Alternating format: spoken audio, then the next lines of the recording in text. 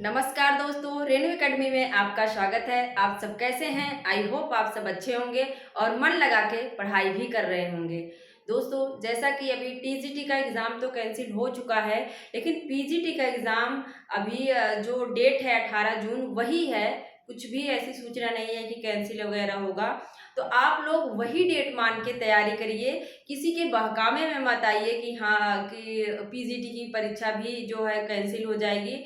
किसी के बहकावे में नहीं आना है। आप लोग लगातार जो है क्वेश्चन सॉल्व करिए, सिलेबस देखिए कि कोई हमारा ऐसा टॉपिक तो नहीं है जहाँ पे हमारी पकड़ नहीं है, जिस पे हमारी तैयारी नहीं हो पाई है। उस टॉपिक को पढ़िए, क्वेश्चन सॉल्व करिए और प्रीवियस ईयर देखते रहिए कि क्वेश्चन कैसा पूछा गया है।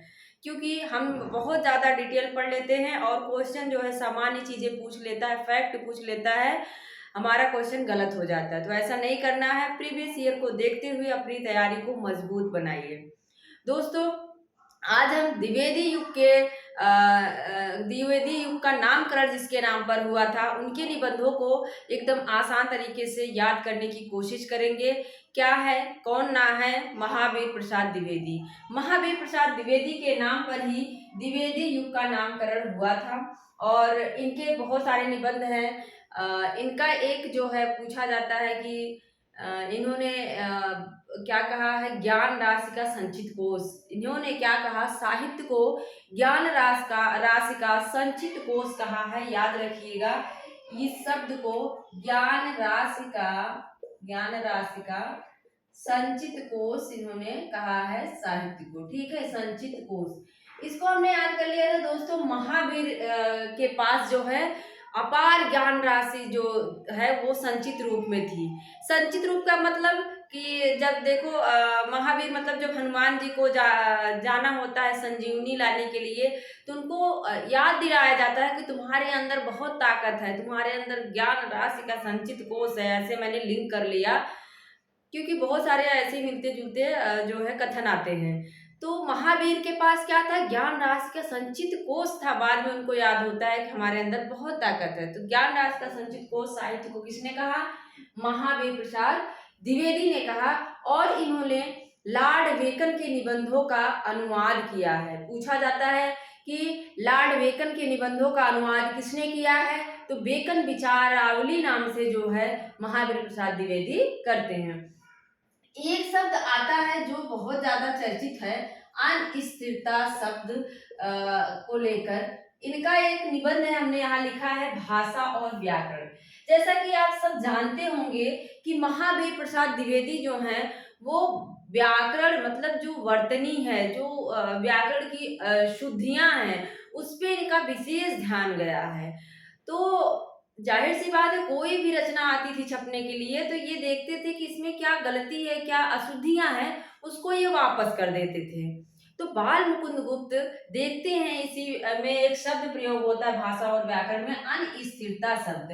इसी पे जो है बाल मुकुंद गुप्त कटाक्ष करते हैं और कल्लू अलाहित नाम से क्या करते हैं, आत्माराम नाम से इन्होंने क्या किया, इसको लिखा। आत्माराम नाम से इस पे विवाद इन्होंने किया, उसका तर्क दिया, व्यंग किया।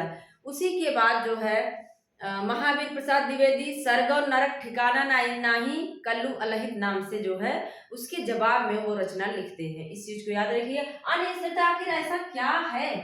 देखिए, जो स्थिरता शब्द है ना, स्थिरता, इसमें पहले जो है ई आ रहा है। मतलब पहले अगर स्थिरता, इसमें जो है जब अन कहाँ लगता है, अन जो है ई नहीं आ रहा, पहले सा आ रहा है, तो इसको जब अलग करेंगे तो पहले सा आएगा। तो अन जो यहाँ पे उपसर्ग लगा है, अन उपसर्ग, ये ना ये लगता है स्वर में। जब किसी शब्द की शुरुआत स्वर से होती है तो अन उपसर्ग लगता है, ना कि व्यंजन में। आप देख रहे हैं यहाँ व्यंजन से शुरुआत हो रही है, तो इन्होंने अन शब्द का प्रयोग कर दिया था। और बाद में गोविंद नारायण ने इनका, महावीर प्रसाद द्विवेदी का पक्ष लेते हुए आत्माराम के टेटे नाम से निबंध लिखते हैं। उनका कहना है कि कभी कभी ऐसी चीजें, ऐसे शब्द आ जाते हैं, मतलब ये आ जाते हैं, ऐसा कुछ नहीं, इसमें कोई अशुद्धि नहीं है। अब देखो इनका निबंध कैसे याद करें। कौन है? महावीर प्रसाद द्विवेदी हैं। तो हमने याद किया कि महावीर प्रसाद द्विवेदी के पास क्या थी, अपार संचित कोष था ना, अपार ज्ञान राशि का संचित कोष था। इनके पास अपार संपत्ति है, क्या है, इनके पास अपार संपत्ति है। और जिसके पास अपार संपत्ति होगा वो बड़ा रसज्ञ टाइप का होगा, मतलब उसकी जिंदगी में बड़े रस रहेंगे, वो खुश रहेगा, रस रहेंगे जिंदगी में। तो महावीर के पास बड़ी संपत्ति है और संपत्ति से वो बड़े रसज्ञ रंजन रहते हैं। इसके बाद उनको याद आया, चलो लेखांजलि लिखते हैं, एक लेख लिखते हैं और लेख में वो नाट्य शास्त्र का सहारा लेते हैं। क्या लेते हैं, याद रख लीजिए, नाट्य शास्त्र। एक जो है भरत मुनि का ग्रंथ है, लेकिन ये निबंध लिखते हैं नाट्य शास्त्र नाम से। तो ये जब लेखांजलि लिखने जाते हैं तो उसमें नाट्य शास्त्र का, जब कोई चीज लिखा जाता है तो बहुत सारी किताबों का सहारा लेना पड़ता है। तो ये लेखांजलि लिखते हैं और उसमें नाट्य शास्त्र का सहारा लेते हैं। उपन्यासों को पढ़ते हैं, उपन्यास का रहस्य, क्या है, उपन्यास रहस्य पूछ सकता है, वेरी इंपॉर्टेंट। ये क्या करते हैं, नाट्य शास्त्र का सहारा और उपन्यासों के रहस्य में जाते हैं। जब उपन्यास देखोगे आप, इतिहास देखोगे, उसके रहस्य में जाओगे तो आगरा की शाही इमारतें दिखेंगी आपको। क्या दिखेंगी, आगरा की जो आगरा का ताजमहल है वो भी तो एक इतिहास ही है ना, एक उपन्यास समझ लो, एक इतिहास है। तो उपन्यास का रहस्य, और रहस्य में क्या है, आगरा की शाही इमारतें हैं। और आगरा के शाही इमारतों में फिर क्या है, कालिदास के समय का भारत दिखाई देता है। आगरा में आप जाएंगे फिर क्या है, वहां पे शाहजहां ने बनवाया था उसको, ताजमहल को, तो वहां पे क्या और दिखता है, कालिदास के समय का भारत दिखता है। और उसी में दंड देव का आत्मनिवेदन, उसमें आत्मनिवेदन दिखता है आगरे की शाही इमारतों में। और कालिदास में आपको क्या दिखेगा, आत्मनिवेदन दिखेगा, दंड देव का आत्मनिवेदन। यहाँ तक हम इस तरह से याद करेंगे। उसके बाद देखेंगे, आप लोग जानते ही होंगे कि मैंने बताया भी, महावीर प्रसाद द्विवेदी वर्तनी को लेकर, व्याकरण की शुद्धता को लेकर विशेष ध्यान देते हैं। तो इन्होंने लिखा भाषा और व्याकरण। और जब कोई भाषा और व्याकरण की जरूरत किसको होगी, कवि और कविता को होगी, ऐसे तो आम जनता को होगी नहीं। भाषा और व्याकरण की जरूरत किसको होगी, कवि और कविता को, कवि और कविता को। और महाकवि माह का प्रभात वर्णन, जब कविता लिखी जाती है ना, उसमें देखो प्रभात का वर्णन बहुत ही ज्यादा दिखाई देता है। आप पंत को देख लीजिए, और शमशेर बहादुर सिंह ने भी, उन्होंने भी सुबह शाम का भी जिक्र किया हुआ है। तो कविता में क्या है, प्रभात वर्णन दिखाई देता है, महाकवि का माह का प्रभात वर्णन। और प्रभात में दमयंती का चंद्रोपालंब दिखाई देता है। प्रभात में क्या है, दमयंती जो एक नायिका है, ऐसे मान लो एक नायिका है जो चंद्रमा के जाने के बाद, सुबह हो गई, चंद्रमा चला गया और चंद्रमोपालंब दिखाई देता है। और सुबह ही आप देखेंगे प्रभात में म्युनिसिपैलिटी के कारनामे, मतलब सुबह में ही म्युनिसिपैलिटी वाले जो है आ जाते हैं साफ सफाई करने के लिए। कब आते हैं, प्रभात में आते हैं। और वो उनके अंदर बड़ा आत्मनिवेदन होता है, प्रभात में साफ करके वो अपना पालन, अपने कर्तव्य का पालन करते हैं। याद रखिएगा, नेपाल नाम से पूछ सकता है, तो नेपाल जो है निबंध किसका है, महावीर प्रसाद द्विवेदी का। तो क्या करते हैं म्युनिसिपैलिटी वाले, आत्मनिवेदन करते हैं लोगों से कि भाई अपने घर का कचरा जो है निकालो, और ये सब प्रभात में करते हैं। इसके बाद क्या है, अपने कर्तव्य का पालन करते हैं, मतलब नेपाल। एक बार फिर से फटाफट सारा देखो, महावीर के प्रसाद क्या है, अपार संपत्ति है, संपत्ति शास्त्र। और जब जिसके पास संपत्ति होगी तो क्या करेगा, रसज्ञ रंजन होगा, रसज्ञ रहेगा, एकदम मस्त रहेगा।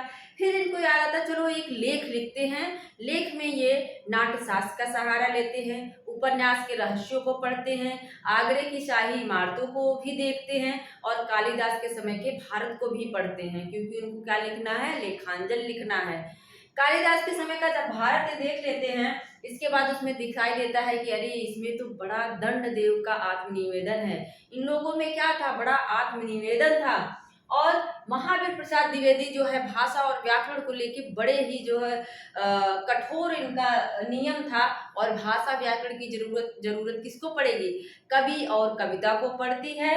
इसके बाद महाकवि जो है सुबह में क्या करते हैं, कविता लिखते हैं, महाकवि माह का प्रभात वर्णन। और जब सुबह हो गई तो चंद्रोपालंब तो हो ही जाएगा, चंद्रमा जो है चला जाएगा, दमयंती का चंद्रोपालंब। और इसके बाद आ जाएंगे सारे लोग म्यूनिसिपालिटी वाले, म्यूनिसिपालिटी के कारनामे। उनके अंदर आत्म निवेदन रहता है कि आइए अपने घर का कचरा निकालिए, और फिर क्या करते हैं, आत्म निवेदन के साथ प्रभात में सुबह अपने कर्तव्य का पालन करते हैं। पालन से क्या हो जाएगा, नेपाल। तो दोस्तों आप लोगों को, मुझे लगता है कि महावीर प्रसाद द्विवेदी की निबंधों को याद करने में कठिनाई नहीं होनी चाहिए, और एकदम आसान तरीके से हमने समझा दिया है। नहीं याद होता है तो इसको आप कई बार देख सकते हैं। मेरा पूरा वीडियो देखने के लिए आपका बहुत बहुत धन्यवाद। मिलते हैं अगले वीडियो में। Thank you. और हाँ, चैनल पर अगर नए हैं तो चैनल को सब्सक्राइब जरूर कर लीजिएगा, लाइक कर दीजिएगा, शेयर कर दीजिएगा। ठीक है, धन्यवाद।